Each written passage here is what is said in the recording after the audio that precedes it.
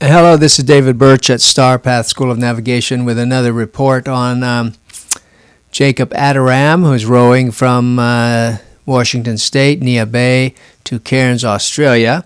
And so there's several milestones. Milestones have been accomplished here in the past couple of days. I actually started this video, or actually a report, back on May the 2nd. And that 3rd, May the 3rd, when he was here, just crossing over the 1,000 mile mark to go. If we look here, and so this is really quite an amazing milestone. So these are 400, 800, 1,200. So here's where he crosses over. At this point, from then on down, it's less than 1,000 miles, 900, 800, so forth. And right at the moment, if we look here, see his end point here is right there. And he's got a distance to go. Well, we can see it, 400, 800, about 900 miles to go, And so we look forward to another milestone there. But to appreciate that, one has to almost take a minute. Go to this, you can download the KML file. There's a link in the description. And take a look here. Let's go back tracking over here. As the crow flies, let's go back to the state here where he started. Here's where he started, and here's Seattle, where we're located. Jacob worked with us, studied with our school a little bit, and although he's an accomplished navigator in his own right, of course, as a professional jet pilot, but we had the pleasure to work with him on some subjects of weather and so forth. But so here's where I started, and this is a difficult, you see difficult going there, and then come on down here, and again, you see the difficulties with such a, please go to his website and look at this marvelous boat that he designed and had built, and to make such a passage possible. But it's a big boat, and so it's hard to control when you have adverse conditions. So you see all along here, he's had to fight tremendous challenges along there just to manage such a big vessel. You see these, and you can zoom in on our page and see these zones of difficulty. And but then he goes clear across here. There's a first chance to bail and get out and go. He didn't. He went to Hawaii. He could probably smell the pineapple. Well, no, he was on the wrong side to smell the pineapple. But anyway, so he didn't stop, and he kept going. And then some more things here. Now, as the crow flies, or the jet plane flies from here to here, I think from here to here is only maybe 5,500 miles or something like that. But his actual log, if you count up all these distances here, these are 1 hour apart, you count up all of these, he's actually at this point when he crossed the 1,000 mile mark, he has rowed 8,500 miles. I'm guessing that might be already the record for the longest distance of actually rowing in the ocean. He started on July 7th. Anyway, so let's look at this. So he's got there, so that's a major milestone. This is going to be another one here, and you can always zoom in here. You see this progress was not bad. I mean, if I look at this marker here and measure from here right to here, see that's 26 miles, 27 miles. That's about 1.25 knots, 1.25 miles per hour. That's about how fast you can comfortably walk backwards. But it's progress getting down there. Okay, so one other, and I'm going to then switch over and look at this storm. This storm makes a very good example of just a poor forecast. Now, we're yet to figure out here. We're yet to figure out what nature of the atmosphere has caused this to be so difficult to forecast. But the forecasting of this storm, there's a big storm up in here that's coming down and around or doing something. I'll show you. It's hard to tell. And that the forecasting of that's been very difficult, and it changes every 6 hours. It's every 12 hours is radically different. Every 6 hours is notably different. But he's going to be in the influence of the edge of that one way or another tomorrow. And so what I wanted to say was the other milestone. These, let's see, is that really true? I think there's no land here. Okay, so here's what I'm thinking is the other milestone. Now, maybe I'm wrong. I have to look and see if these things are actually... oh, look at that. There are some coral reefs out here. I was about to think that he had another milestone made, that there was no more land in front of him. That's not true, unfortunately. Here's something he was worried about when he had such bad conditions back here, and he was afraid of this under this big thing called indispensable reef. This thing, does his name show up here? No, it doesn't. But anyway, that's what this... Oh, yeah, wait. Kennel Island Ridge, well, it's also got a name, this reef, I think, indispensable. He was worried about getting drifted into that area here. And then, as I noted somewhere else, there's a big oil spill in this area right here. But, so anyway, it looks like he's safely by that, and I was about to say that I think he had open water all the way to Cairns, but that doesn't look to be the true. And if I look here, here's my hint, Coral Sea Islands. Okay, so it's not, I'm going to have to change something I wrote on that. He's not out of land's harm yet. But anyway, making great progress on a very challenging voyage. Let's go look now real quickly to this storm. And I'm going to go back. And what I've done is I've sorted the data I've been collecting on, and I've been using the FV3 model. That's the improved GFS model, which I think in the middle of June, or maybe sometime in June, I think, and I have to double check this, but I think the main GFS, what we call now plain GFS, is going to be switched over to this new model. And that will have a lot of implications for things, but hopefully I'm saying this in this way, hopefully the FV3 GFS is better than the GFS. It's supposed to be. You can read a lot about that, and as we get a little bit closer here, I'll make some notes on it. It's supposed to be better.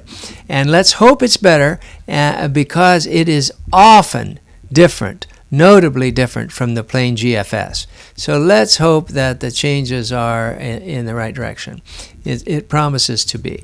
And in the few cases we compared, that's definitely the case. And there is a big website devoted online to comparing GFS to the actual weather, GFS, FV3 GFS. And so it does look like it's doing well. So that's the model we've been using here. So if I go back, let's just see back here, if I go back now, that's right now. That's right now, Wednesday. So this is when I first started looking at it, when he had just crossed over this 1,000-mile mark. It was right here. So here was the boat, and here's the FV3 model. And so let's say we're looking at it back on, that would be Saturday, May the 4th. And so then we're looking at the forecast in the neighborhood of the boat. Let's say you'll see the boat moving down there at some speed, the average speed he's making. And here we come in, and you'll see, see this starting to form up here. Now, the motion starting, if I look down here, these are the data where there's real data. In between there's interpolation. So it looks like that's only every 12 hours. You see down here's every 12 hours. So the pattern's going to look a little bit jerky. If we took it every 3 hours all the way out, then you would see it smoother, but this is only every 12 hours. But you see the motion of it. It's coming down, and it's going literally. So it doesn't do this dumbbell shape. This is just smoothly moving across here. And I've got to kind of look at it here, and then look at it here. See, those are down. I'm down here. Look at it on the right on the dot. That's real data. That's real data. That's real data. So the storm was up there, and look at this. What do you got? 30, 40 knots of wind or something. And then you come down here, real data. There it's almost on the rhumb line. There it's crossed the rhumb line, and then it keeps going. It keeps going south and gets a lot deeper, 50, 60 knots of wind, so forth. So this system has apparently a lot of potential in it. And that's what the forecast was on the 4th.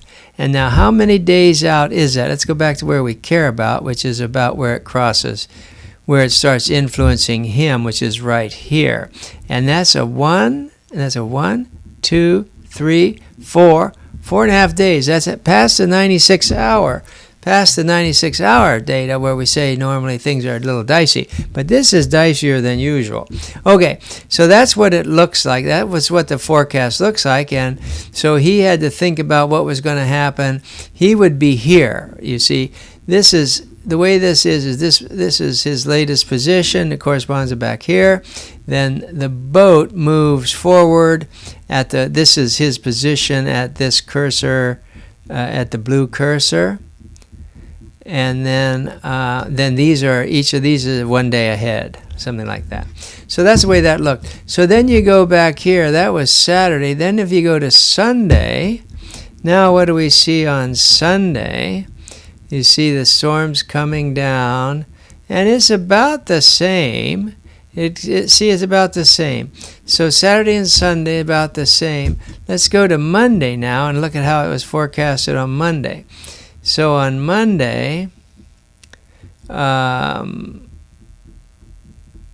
it's totally different. You see, it crosses down. Oh, it doesn't form quite so tightly. It goes. I mean, it's just totally different system. I mean, if you look at the winds at any given point, they're really rather totally different. So, so that's what it looks like then. So. But now, instead of seeing, no, there's already a trend. See, first that low was going all the way down here.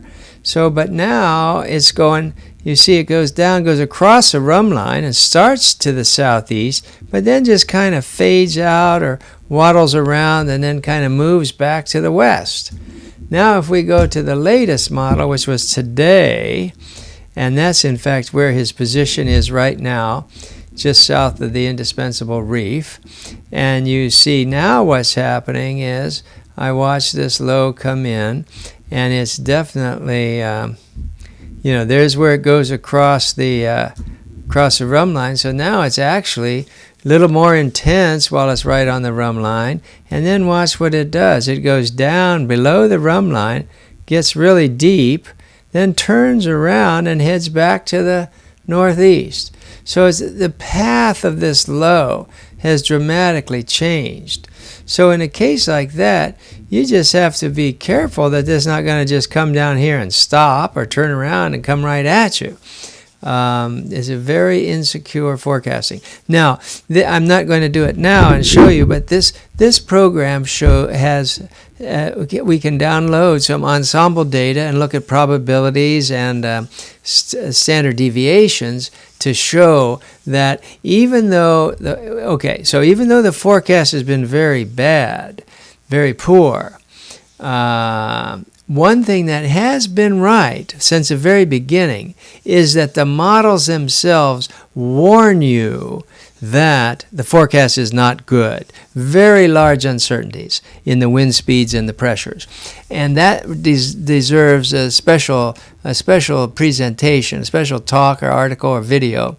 And it will highlight the powers of this Luck Grid program because it's set up to demonstrate those things very well.